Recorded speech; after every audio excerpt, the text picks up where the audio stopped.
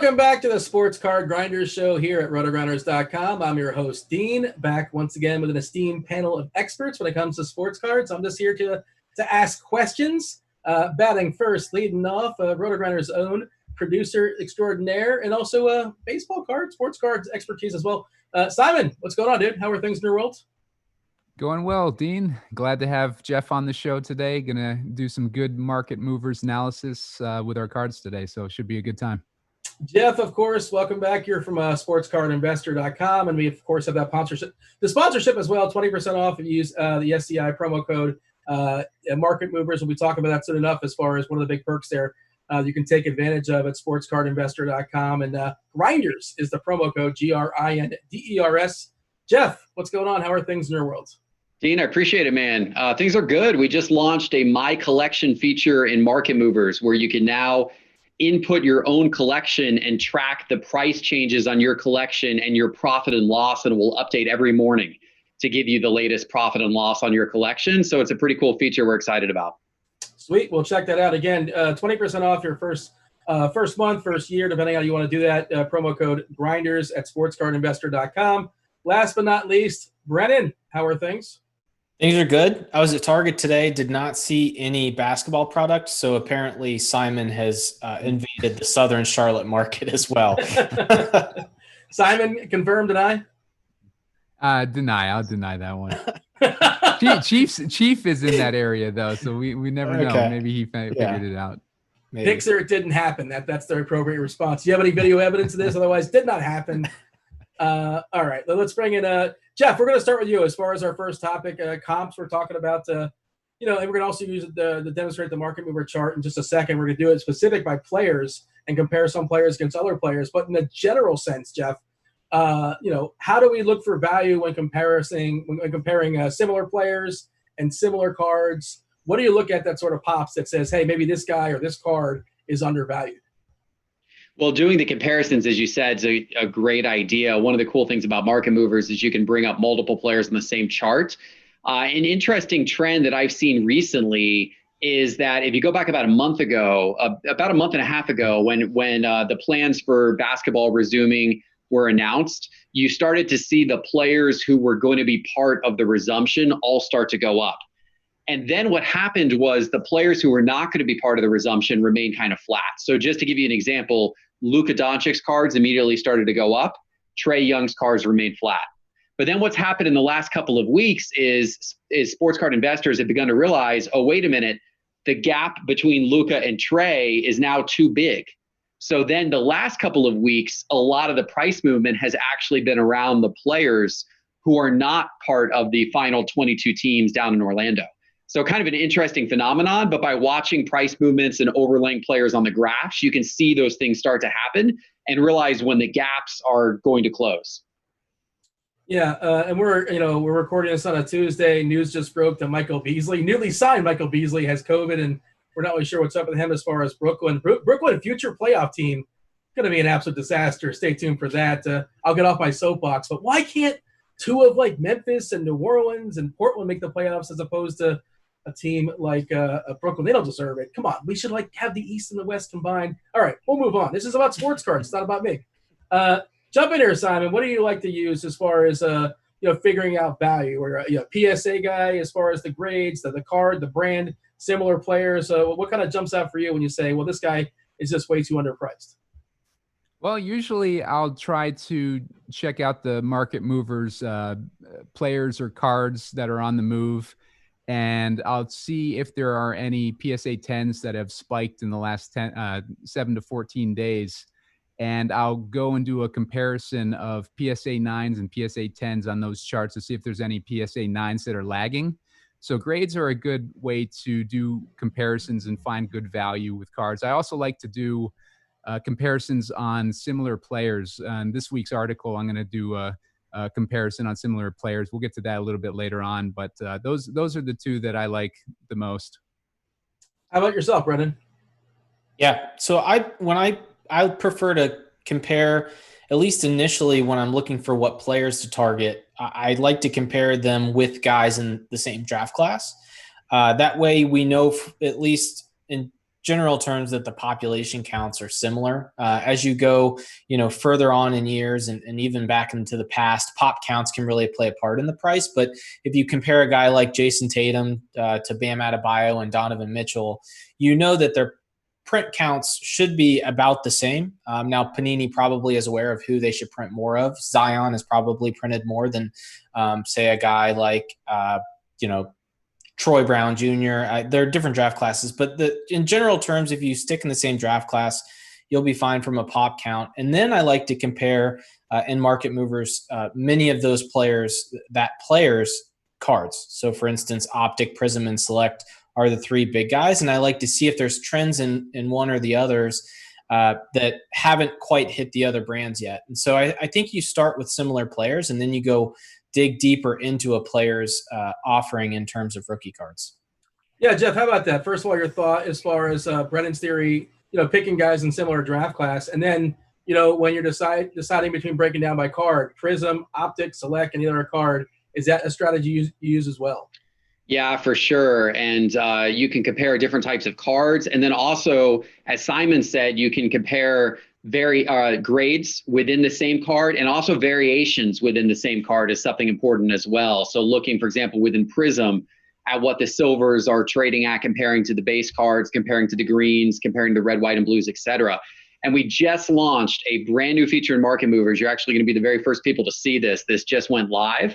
That it really helps you do just that. So we've launched a new ratios feature within Market Movers. And up here on my screen, I've called up Patrick Mahomes rookie card. So this is from 2017.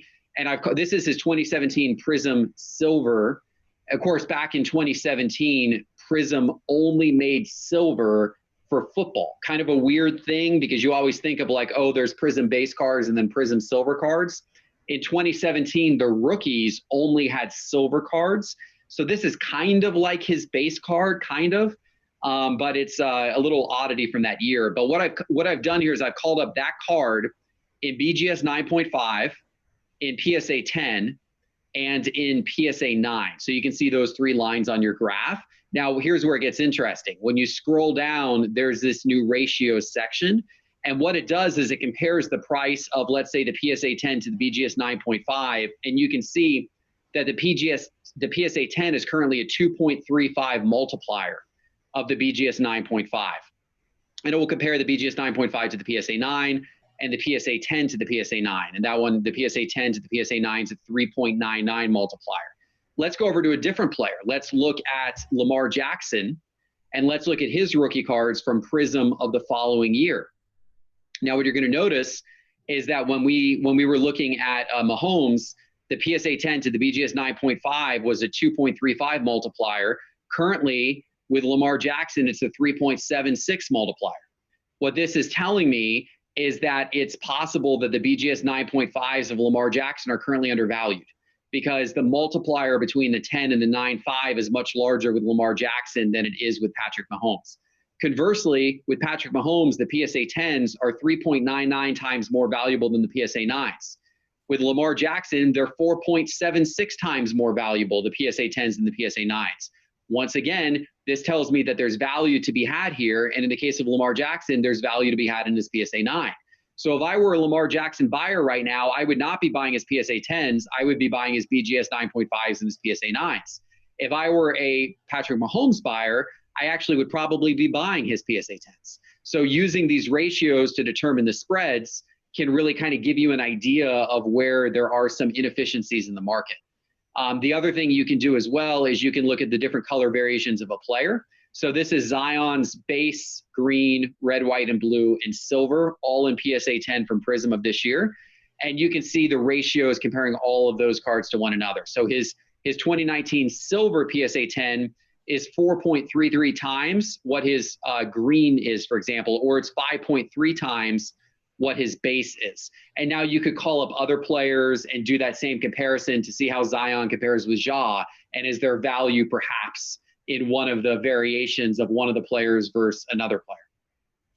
Yeah, that seems like an amazing tool. And I'm just curious, is there like a baseline where you can say, like, generally speaking, you're talking about a sample size, two different cards, and maybe you're talking about extremes as well. Is there a general baseline of, like, more or less the average BGS 9.5 versus a PSA 10 is this, and you can see if it's under or over, or it varies based upon the player and the market corrects itself? How do you figure this out? Well, it does. Yeah, that's a great question. So the next phase of what we're going to do here is actually compile all of the ratios across all of the players into one centralized report. So you can see where that average is and where that median line is and that type of thing. There is some variance based upon the rarity of the cards and the pop counts. And so there's different things that can come into play. With some players, the PSA 10s are more difficult to get than the PSA 9s. You see that in particular with, for example, like optic holo cards from the last couple of years. They're really difficult to get in a PSA 10. So the PSA 10s become more valuable than the PSA 9s as a result versus what you might see on Prism, for example, where the PSA 10s are maybe a little bit easier to achieve. But that also varies year by year. With 2019 Prism, it's actually harder to get the PSA 10s in some cases than it was in previous years of Prism, because they seem to have more centering issues this year than what they had in previous years. So there's a lot of different ways to slice and dice that. If you look at it across the same year and the same set to understand what the PSA 10 averages or the PSA 9 averages across that year and across that set compared to one another, then you could get a pretty good gauge for what players might be high or low on the spectrum of what those cards are selling for. Like, good timing over here. It's thundering, it's raining, it's lightning. So my apologies if you're hearing that on my mic. Hopefully we'll power on through. Brennan, this is the first you're hearing of this tool, I imagine. How can you see yourself? Can you see yourself using it? How would you apply it when buying cards? Yeah, no, this is an amazing tool. I love data, so this is great.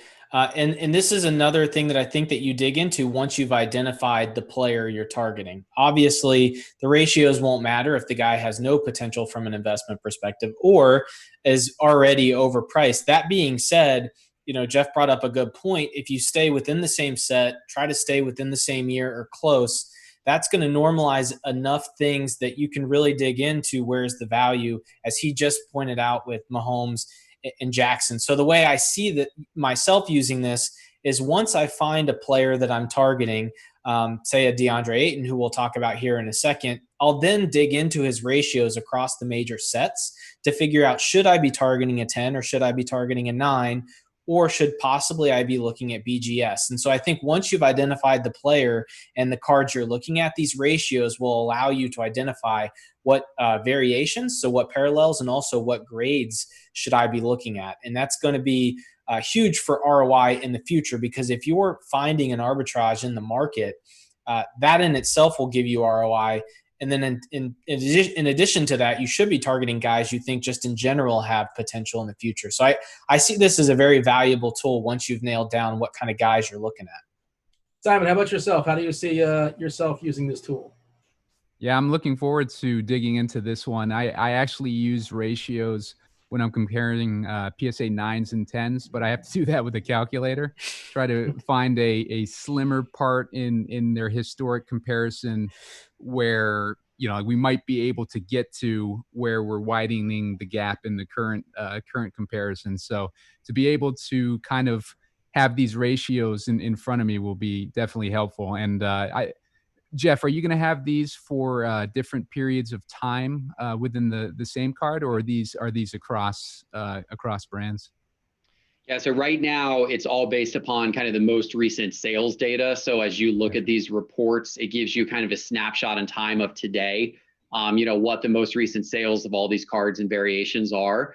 I do think it would be interesting over time to be able to draw comparisons of like how were the PSA 10s versus PSA 9s of Patrick Mahomes trading a month ago and 2 months ago versus today. And is the ratio starting to, get larger? And does that mean that there's value in one end or the other of that? So that's all in the future. One of the things that we're doing with market movers is we're launching new features every single week. We've got a whole dev team working on it right now. And we just launched the My Collection feature last week. And this week we're launching ratios, and all kinds of stuff has been happening. So certainly as time goes on, it's going to get more and more powerful. Awesome. All right, Brennan, you're excited to talk about DeAndre Ayton, and you're going to think I'm being mean because I picked on you last week about Chris Paul, and sure, I'm not on Team Deandre Ayton. I mean, and again, I come at this from like a basketball fan perspective, from a DFS perspective, from just, I don't know if he actually helps his team win perspective. Of course, he's still only 21 years old. And you were talking about a card collecting perspective, but sell me on Deandre Ayton, and what card are we looking at? And of course, we're going to have some screen sharing here being done by Geoff. Yeah, no, absolutely. So this goes right back to the point that we just talked about, comparing guys within the same draft class. And what we're looking at here is DeAndre Ayton's Prism PSA 10 compared to both Jaron Jackson and Michael Porter Jr. Now, ironically, DeAndre Ayton was the number one pick in a loaded draft class, yet Michael Porter Jr. and Jaron Jackson at one point were outpacing DeAndre Ayton. And one of the things that I like to look at is, data. What does the data look like? And you've got a guy in DeAndre Ayton who had a strong rookie season and only improved in his sophomore campaign. Now, it was put on pause, I believe 2 games into the season. He got suspended for performance-enhancing drugs. And then while he was out, Aaron Baines came in and played amazing in the role that they had him. So they weren't really able to get DeAndre Ayton up and going in his sophomore year, but all of the data shows that he improved in the games that he did play. So when I look at a guy who's got the pedigree of a number one pick, who has already proven to us that he can improve from year over year, why would I not value him with his fellow draftees, Jaron Jackson, who was taken a few slots later in the draft, and then Michael Porter Jr., who was taken towards the end of the lottery. And so for me, it was just an opportunity to take a guy who I believe has a lot of potential, who's going to be the secondary star to a guy in Devin Booker, who we already know is generating a lot of buzz in the industry. And so we talked last week about taking the secondary stars. And in my opinion, for a former number one overall pick to be trading at this much of a discount to Jaron Jackson, who is almost a 3-and-D type big man. He's a very good one, and he's also a secondary star. But Michael Porter Jr. hasn't really proven to us yet his potential. He's flashed it, and I believe it's there. But I just kind of felt like DeAndre Ayton was not getting enough love compared to all the other supporting points that he had. And this is one of the things you can do in Market Movers. You can chart all 3 of these guys and ask yourself, why would DeAndre Ayton not be trading closer to these guys than he is? You can see here there's quite a bit of a gap there around mid to late June, and it's starting to close a little bit. But in my opinion, those are the things that I look for. And if I'm buying any 3 of these guys right now, it's going to be DeAndre Ayton. Yeah, I mean, I guess you're talking about a buying opportunity. He's too cheap for the pedigree he has. And like my issue with Ayton is that his stats are so empty. That Phoenix team is terrible. They do have Booker. Maybe they need at least one more piece. Of course, they are in Orlando for what it's worth. In theory, playing 8 games to get in the playoffs. They're not going to make it. Spoiler alert, not happening. But he does. I don't know if he helps his team win. Super empty stats to me, and this might be an insult to Geoff. Close your ears. I think he's kind of like a poor man's like Trae Young, because Trae Young puts up these empty stats, puts up great stat lines, but he's terrible defensively. I don't know how much he helps his team win. And Trae Young's sexier because he's younger. He hits threes. Ayton doesn't hit any threes at all. He's an old school guy, like his game right now, and it doesn't fit in 2020 for me. I mean, I'm sure he's a nice guy, but I guess I'm taking shots. Geoff, you want to defend Trae Young? I just took some shots at him for no particular reason. Well, my only defense of Trae Young is that people in the hobby often don't care about defense, and they just want to see the player light up the scoreboard. And so if Trae Young's lighting up the scoreboard, people are pretty excited about that. What makes card prices go up is the highlights of the player leading SportsCenter. And when Trae Young scores 50 points and shoots threes from half court, nobody cares that he allowed, 12 baskets to blow right by him in the lane without even putting his hands out to try to defend. I agree with you that Trae Young's a horrible defender. And as a result of that, the Hawks are only ever going to go so far. So I think that's a real world concern. But in the land of card prices, I don't know quite how big of a concern it is. Yeah. And that's the perspective I come from. And again, I don't, and obviously that doesn't move the market. But like you said, the point about Young is that Young is fun to watch, and he puts up great highlights. And can you think of one DeAndre Ayton? I think I saw him like a putback dunk or something like that, maybe an alley-oop or whatever. But he doesn't hit threes. He's just like a postman kind of, sort of. Which is just not 2020 for me, Brennan. But if he's cheap enough, is he basically the same price or cheaper than Triple J and MPJ, who are much sexier players, obviously. Yeah, he is. Yeah, he's sitting sub $300 right now. This is for his silver 2018 Prism in PSA 10. That's under $300. Whereas you've got Michael Porter Jr. has now gotten over $400. And JJJ was last trading for upwards of about $400, about $380. So yeah, he's about 25% less than those guys. So if that's if that's enough of a discount to get him at, then he would be a good pickup. That makes sense. I mean, that seems like it's probably wrong. Like, especially like you're betting on the come as far as MPJ. Like, he's had a couple good games, but he hasn't done much. And of course, he had a history of injuries in college as well too.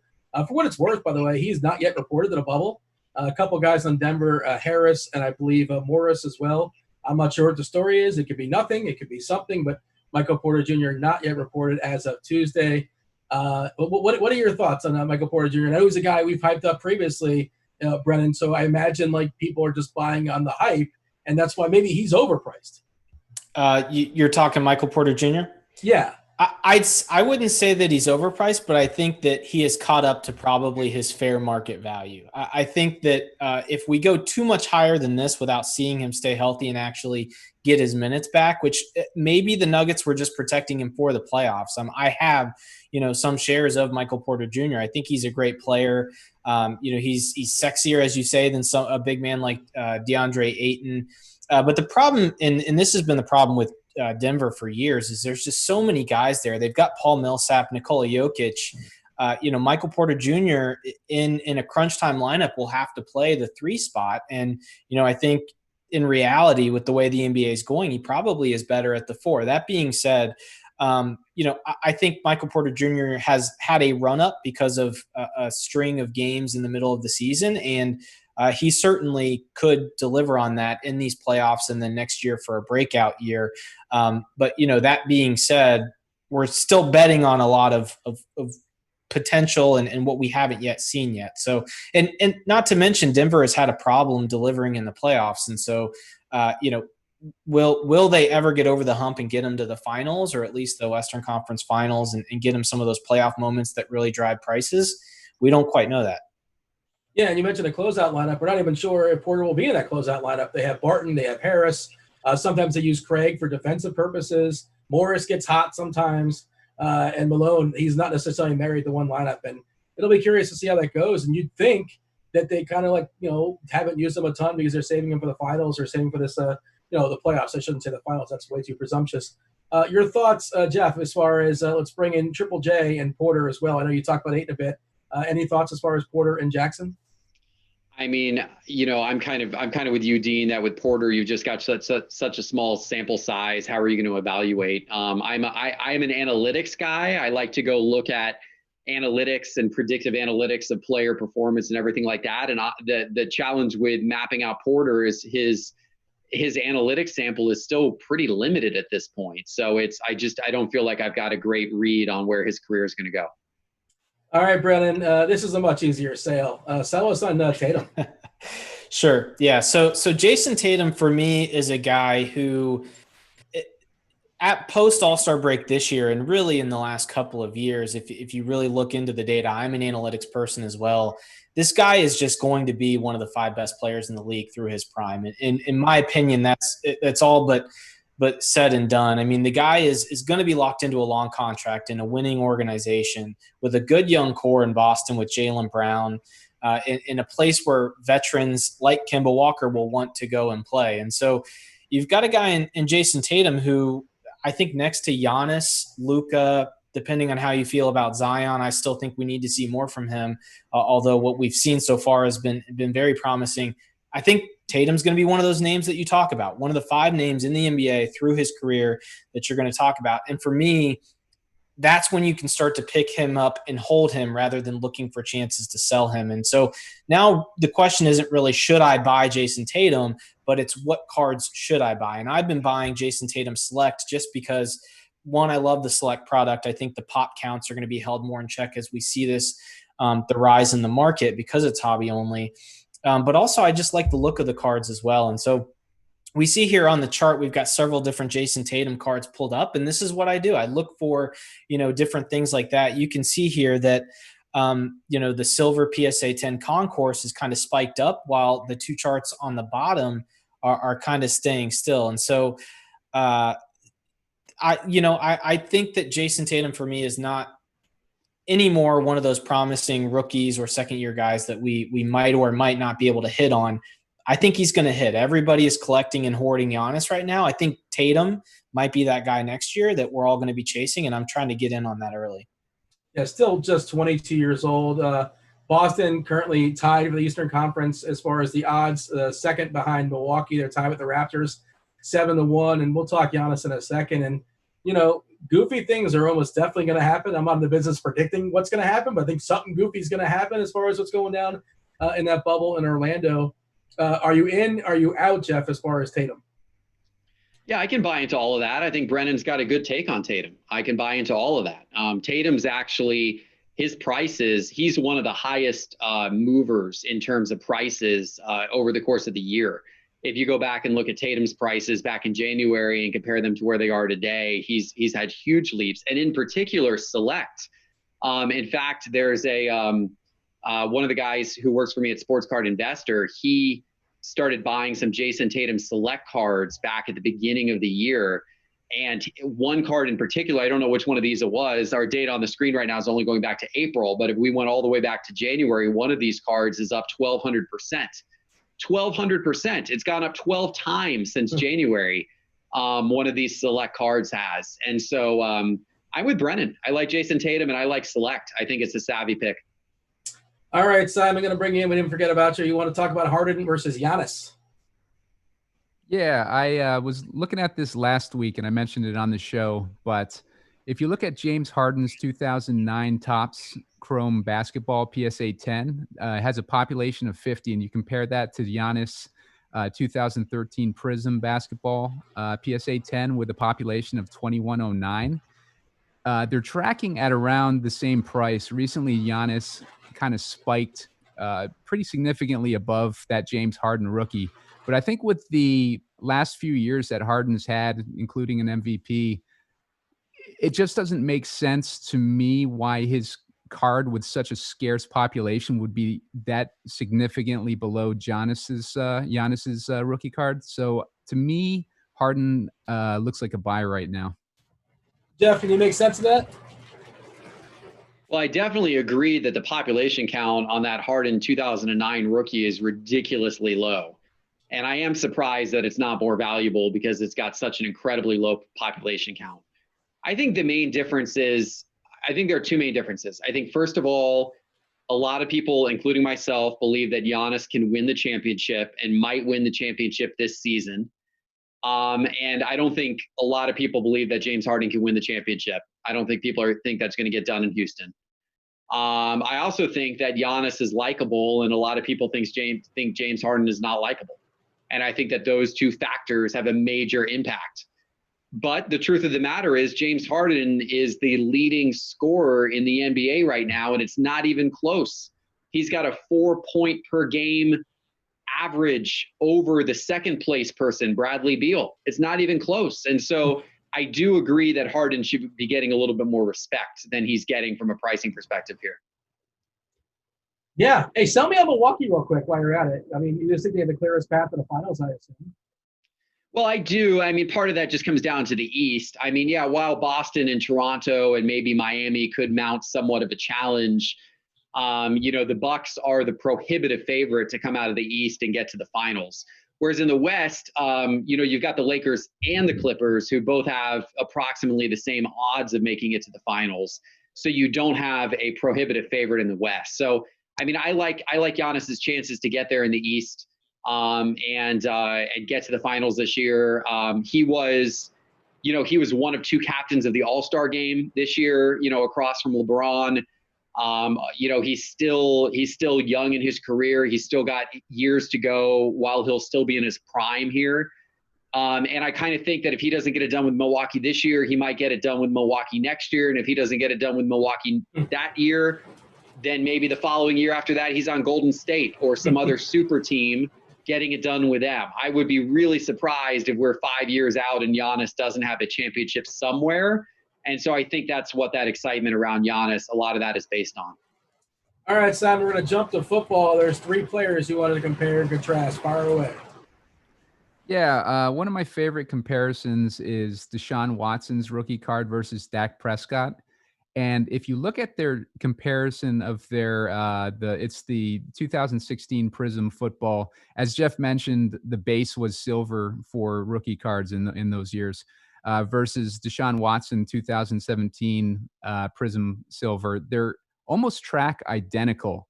But when you throw in another element into that comparison, you add Kyler Murray's 2019 silver prism card, he's way higher than those guys. And it doesn't make a lot of sense to me, other than obviously COVID affecting the population count of Kyler Murray's PSA 10s. But I think that tells me that Deshaun and Dak might be a little bit undervalued, especially compared to Kyler. And I think just in general, when you compare them to guys like Lamar Jackson and Patrick Mahomes as well, I just don't think those guys are getting a lot of respect with their pricing. And Dak, for example, has a population of 765 for his PSA 10. And Watson's got 1612. I like Dak the most out of these guys, but I was wondering what Geoff thinks about these comparisons. Yep. Yeah, I mean, I think part of the reason why Kyler is so much higher is because, the last 2 years in Prism, they have had both base and silver, whereas the prior years with Watson and Prescott, they only had silver for the rookies. So there's kind of a mental perception that the Prescott and the Watson rookies in silver are maybe a little more equivalent to the Murray rookie in base. And so when you compare I'm going to put the Murray rookie on base and silver on the graph here. Let me turn that one back on. So actually the Murray rookie in base is the exact same price as the Dak and Watson card in silver. But then when you look at the Murray card in silver, that is the top line on the graph here, and it is it's 3x what the Dak and Deshaun cards are from those years. So it kind of depends how you want to do the comparison. But if you look at the silver card for Murray, there's definitely going to be a lot more of those that will get graded over time. But it's still going to be a pretty rare card. It's probably going to hang out, certainly, I think, below where the Watson card is in population count, and maybe around or below where the Dak card is in population count. Whereas the Murray base card, I think over time will become more. There will be more of those graded than Dak, and probably more of those graded than Deshaun as well over time. So it just kind of depends how you want to do that comparison. But I do generally agree that Murray is overpriced right now compared to Dak and Deshaun. So whether you're looking at the fact that his base card is the same price as what was effectively their 2 base cards, even though they were silvers, or if you want to look at the fact that his silver card is 3x what Dak and Deshaun's silver base was a couple years ago, either one of those comparisons does lead me to believe that we're probably placing a little too much faith in Murray if we're going to price him in the same ballpark as guys who are a lot more proven like Dak and Deshaun.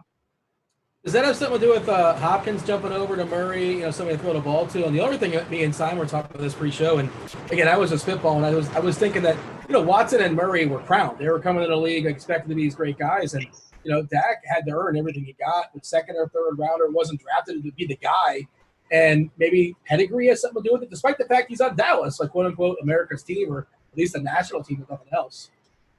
Well, Murray has definitely been one of the hotter football cards of this offseason. When Hopkins went over to Arizona, his card shot up. So that absolutely has had something to do with it in terms of Murray. And in general, people like the rookies. I mean, people like chasing the new players. And so you see a little bit of an artificial bump, I think, just for that reason. It's the same reason why I think, someone like Zion's a little bit overvalued right now, or Ja's a little bit overvalued compared to guys from a few years prior who have done more in the league. But people like that, allure of I'm going in on the new rookie because maybe Murray surpasses Dak and surpasses Deshaun, and becomes a, multiple Super Bowl winning, great quarterback over time. All right, one more of these comparisons before we move on. I know I took shots earlier at Ayton as being a boring big man, but two of my favorite big men to watch, two of my, the most fun players to watch the entire league from a highlight perspective, from everything perspective, Nikola Jokic, Joel Embiid. I'm curious. I don't know the answer, Geoff. How do these guys match up against each other as far as their asking price? Are they basically similar or not so much? Yeah, they're actually very similar. I've got both of their base Prism cards, Embiid for 2014 and Jokic from 2015 up on the screen. Jokic is actually slightly more valuable. This is their PSA 10s. The Jokic cards are about $400, whereas the Embiid cards are about $300. So Jokic is about 25% more valuable. But there's also a higher population count of the Embiid bases than there are the Jokic bases currently graded. So that may cause a little bit of that difference. So in general, I would say they're pretty evenly priced. So given that, what's your pick between the two, Dean? Man, I like Jokic, but I think Embiid's got a cleaner, path to the finals, this year and probably going forward as well too. For no other reason, he's in the East. But I mean, Jokic is just the most fun player to watch, and there's nobody else like him. I mean, you watch who else plays like him, especially at his size. Now I know he's a little bit different size, not as big as he was, pre-quarantine. And it's interesting because I was talking to some people about this, and they're like, this might actually hurt him. He uses his size, he uses his girth to his advantage, so if he get position, and he's not going to be distinctly quicker than anybody else now than he ever was before. He's still going to be slow. So maybe in a strange way hurts him that he lost some size. I don't know, but I'm a sucker for Jokic. I love his game. And Embiid's perfectly fine as well too.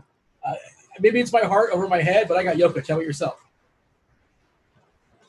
I like Embiid just because I think either the 76ers will eventually get it together and Embiid will, people forget that the 76ers were actually perhaps the second best team last season. They were a last second bucket away from beating Toronto, and Toronto went on to win the championship. I mean, literally there was a last second bucket that was the difference between Philadelphia and Toronto. And had Philadelphia won that, could Philadelphia be the champions right now? Possibly so, right? Quite possibly so. So I think that, I even though they've been Embiid before this season, Embiid was one of my very top picks for basketball players to invest in this year. And I have been disappointed with how the 76ers performed. Embiid's cards have still gone up a fair amount. So from an investment standpoint, even though the 76ers have underperformed, people who took my advice and bought Embiid cards, they're still pretty happy. But overall, I'm still pretty high on Embiid in terms of his long-term potential. And he's also super likable. You talk about, guys that are just likable. They tend to have cards that are more expensive, and great tweeter. Just a lot of fun out there. Seems to have a great time on the court as well, too. And just as long as you get to the playoffs and you figure it out, it's fine. And I've done some podcasts on gambling from a Vegas perspective, 28-1. Some potential, doesn't take that much chaos. Or maybe, like you said, a combination of chaos and a combination of Philadelphia just figuring it out. They have a ton of talent, obviously. I think it's a pretty interesting bet. I know it's a sports card show. Let's bring in Brendan because I'm curious. I'm sure you have a thought. Jokic versus Embiid, and then I want you to pivot to our new topic, the incoming flood of PSA cards, how it's going to affect recent rookies. Sure. Yeah. So to put a bow on the Jokic Embiid conversation, there's three reasons why I'd probably prefer Jokic to Embiid. I think they're both great players, and they're probably both a little bit undervalued. Jokic has played 65 or more games every season of his career. Embiid is yet to do that. So could we have a situation where Embiid never really puts together a full season to where he can have 80 games of just pristine performance? I also am a little bit concerned that there's just always going to be the struggle between Simmons and Embiid. Whose team is it?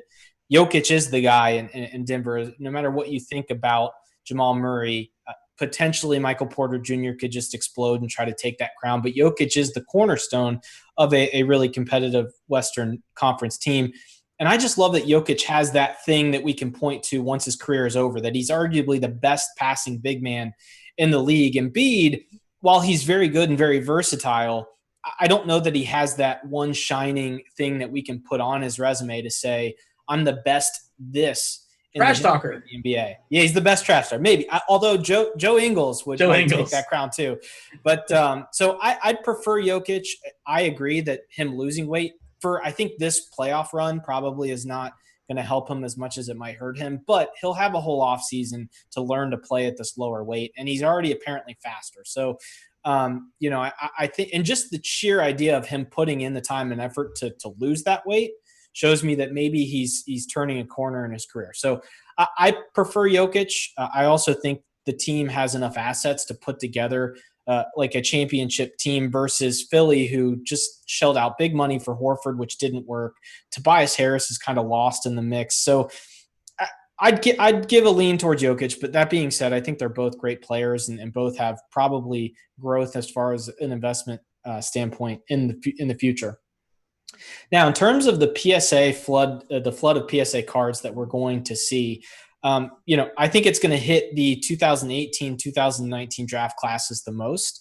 I just did a quick analysis earlier today to look at the population counts for the Prism basketball.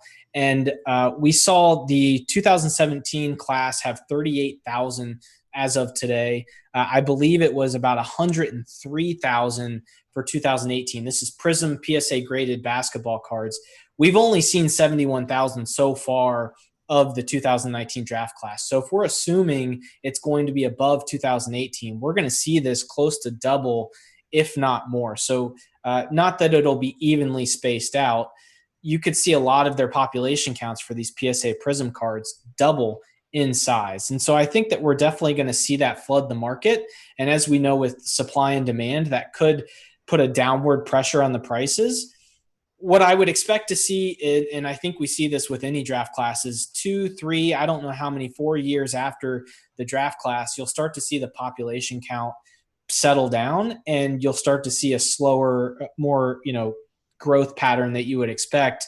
I think you could have both upward and downward pressure right now, which could cause things to be pretty volatile. So I'm a little bit concerned about it in the short term. But in the long term, I don't think we've reached a point where the market, there's going to be a bubble that pops. I think with players, especially like Luka, Trey, Zion, Ja, these guys can support high population counts. They might never see their PSA 10s get to LeBron levels, 15,000, whatever it is. But that's not where they're at right now anyways. So I still think there's room to grow. But I think in the short term, the flood in the market, especially if it hits in the offseason when we know prices go down anyways, we could see a pretty strong downward trend here and once they all hit the market.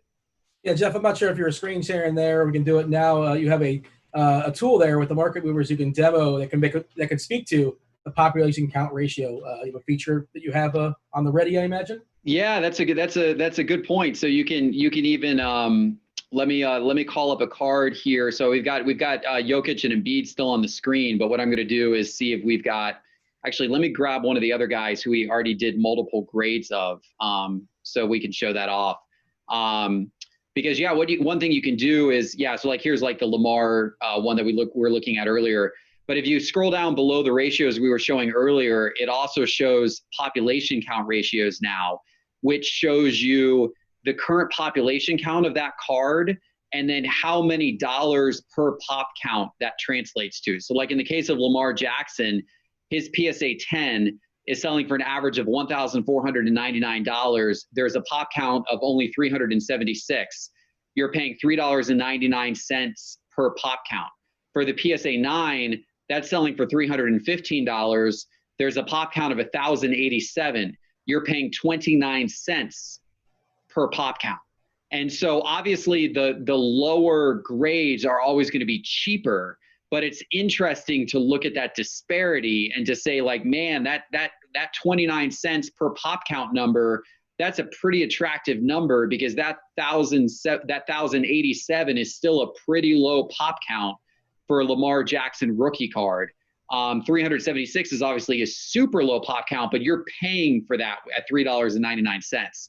So this is kind of something interesting now to start looking at as well. And these ratios will appear in market movers whenever you look at a player that has multiple cards of the same grade for the same set and the same variation. And it's specific right now to PSA cards. So basically any player in Market Movers, if you call up the same set and the same variation, and then you look at like a PSA 10 versus a PSA 9, that's when you're going to get this data on your screen. And it's interesting to look at that across multiple cards and to see what you're paying per pop count. And to Brennan's point, I think what you're really going to see, and I think this is very true what Brennan said, is that with 2019 Prism, with Zion and Ja and those types of players, as more and more flood back from grading from PSA, you're going to see the pop counts on those cards sail way past 2018. And the 2018 pop counts were way past 2017, right? And so I think what you're going to realize is that essentially if you look at the dollar per pop count for Zion, it's going to look way worse than the dollar for pop count for Luka. And Luka's going to look way worse than the dollar for pop count for Jason Tatum because of the difference in years. And honestly, this pattern is going to continue to go as you go back. And if you start to look at the dollar for pop count of a Giannis or the dollar for pop count of an Anthony Davis the year before him, or a few years prior to that, the dollar for pop count of a James Harden, who we talked about earlier, those guys are going to start to look like extreme values compared to what you're paying on a dollar per pop count basis for a player like Zion. All right, I do want to ask you guys to like and subscribe, and much appreciate that. And hit us up in the comment section. Tell us what you guys want to hear. Tell us what you want us to talk about going forward as far as future shows. Also, a reminder: 20% off your first payment. Grinders promo code for SCI. The market mover tool we've been talking about throughout the entire show. That's available to you as well. Simon, I know you had some thoughts on this conversation, so feel free to chime in, put a bow on it, and then set up your mail day card. Yeah, no, I think, when those COVID cards start coming through, I know there's been a huge backlog over at PSA. People are talking about how it's been taking them months to get their cards back. I think that's clearing up a little bit now, a little bit more than it has been. So yeah, I wouldn't be surprised to see those 2018, 2019 rookie PSA counts start to climb pretty significantly, and hopefully it doesn't damage the prices on those cards too much. I got Zion Mosaic that I just sent into PSA myself. I sent in about 6 cards this past week, so I'm hoping to get an update on when those might come back. I believe the waiting period was 45 days for the option that I selected, so we'll see how that goes, and I'll keep everybody updated on how that's progressing. As far as mail day, I jumped into the Chief bandwagon this week. I bought a 2015 Topps Chrome Marcus Mariota card. Marcus Mariota is a player that's been talked about a lot in the RG Discord, Sports Card Discord channel recently. I know Chief's been talking him up a lot. Rhino, I believe, is heavily invested in him. And I just like the price right now. I like that you can buy the card as a PSA 10 for under $30. As you know, when you try to get a card graded by PSA, it's going to cost you around $20 anyway. So the value there is $20 for your PSA, and you're paying about like $8 for the card is what I paid, including shipping. So I don't feel like there's a lot of downside there, and I feel like I'm going to take the other side of the Vegas Dave bet. He's betting on Derek Carr. I'm going to be betting on Marcus Mariota this year. He doesn't lose, though. I don't know how he does it, but just I don't know how he does there. it either. Fair warning. Yeah. But he's probably been able to increase the prices of those Derek Carr rookies enough so that he's probably bailed on half of them at this point anyways. So Simon, give me your socials. Tell the people how they can find you out there and anything you're working on. I know you have some videos here at the RG channel as well too, some articles sometimes. Anything you can sort of tease or anything that you've already put out there that might be worth a look. Yeah, you can find me on Twitter at Yeti Boom Films. You can find me in the RG Discord channel and the Sports Card channel. You can also check out my articles. I'm posting an article a week over on RotoGrinders in the Sports Card section. We post 2 articles and 2 videos weekly on there. So a lot of content going up, a lot of ideas for sports card content, and we use market movers on everything. So we can help you out with figuring out how to use market movers and give you some good ideas for what to look for yourself. Geoff, where can people find you and see Mariota and raise them? Yeah, there you go. Right. The Mariota, that was a good pick. So, first of all, I went with instead of going with an unproven like Mariota, I went with potentially the most proven from the sport of basketball. I went with a LeBron rookie card. This is his Bowman Chrome rookie card, his Bowman Chrome rookie and stars from 2003. I own a handful of his Tops and Tops Chrome rookie cards from 2003, but did not own any of his Bowman ones, which are also quite popular. So I decided to pick one of those up. I still really, really I think LeBron is a very, very safe investment, but a safe investment that also has upside. He's got a lot of upside in that if he wins a championship with the Lakers this year or next or anytime, his cards are going to go up. He's going to be a hero in LA. Even if he doesn't, he's obviously done enough to be one of the greatest of all time. And so I think in either case, he's a pretty good investment. In terms of where to find me, SportsCardInvestor. I'm on YouTube as SportsCardInvestor. Of course, my website, SportsCardInvestor.com. And if you check out my membership programs on my website, again, 20% off with coupon code GRINDERS to get 20% off your first payment for any of the membership programs. I'm looking at that card. It's a beautiful card. It's a Gem Mint 10. LeBron looks so young. He does. What'd you pay for this? Do you remember, give or take? I think the Chromes were going for, I want to say they're going for around 4,000. I believe this is the Bowman Chrome. I believe it was around 4,000. Don't quote me on that. I'd have to go back and check, but I think it's in that neighborhood. Fair enough. I was looking at it. I'm like, oh man, this would be a great first card for me to purchase. Then you said 4,000. I'm like, maybe we'll see. Brennan, what do you have for me? Sure. Yeah. So this week I had a couple of guys come in that are ones that I'm going to be holding on to for a long time. One of the first shows we actually talked about Bam Adebayo, and what happens for me is when a player's cards go up, and Bam's have gone up this year, I look for something at the tail end of when I'm trying to buy up that guy's cards that I can hold for a while and that still hasn't run too far away. And for me, that was the Spectra on-card auto. It's numbered to 199, and it's just a beautiful card. You get those Spectra on-card autos in hand, and they just look and feel a little bit different. And so I'm really excited to get that card in. I'm probably going to send it into PSA or BGS and get that graded and just set it on the shelf. Another guy that I'm parking some investments into is Giannis, and Geoff's been a big proponent of Giannis for a long time now. The idea for me is that a lot of people have focused on his prisms and his selects so far this year. I'm hoping there's a dip at some point in the offseason. Maybe they go out in the Eastern Conference Finals, and I can cash in both this one, which is it's an all rookies insert. I forget what the brand is. I'll have to go back and look at it. You guys are seeing it on the screen. But the nice thing about it is it's got the rookie tag on it, which you don't see with a lot of inserts nowadays. And so the idea for me is that I'll cash this one in with my Giannis certified rookie and then hopefully turn those into a select or a prism. So I'm pretty excited at both these guys. And as Geoff has mentioned before, the pop counts on these things from Giannis this year actually are lower than LeBron's, which is 10 years prior to his. So I think Giannis is in the same way that LeBron is a great safe investment as well as one with some upside. Where can I find you around the interwebs? Yep, you can find me on Twitter and Instagram at the DFS Advisor. And I'll be putting out an article this week, I think it's going to be Friday, that compares Giannis's market cap to the numbers that we've seen with LeBron and Luka. And I think one thing that would be interesting is to look at the pop count per dollar, which we can see now in Market Movers. So I'm pretty excited to launch that. And I have a feeling that it's going to be pretty telling. All right, that was the show. Much appreciate you guys watching. Again, like, subscribe. You guys know about the promo code for SCI. That's Grinders. For Simon, for Geoff, for Brennan, I'm Dean. That was Sports Cards. We're RotoGrinders. We're out of here. Holler.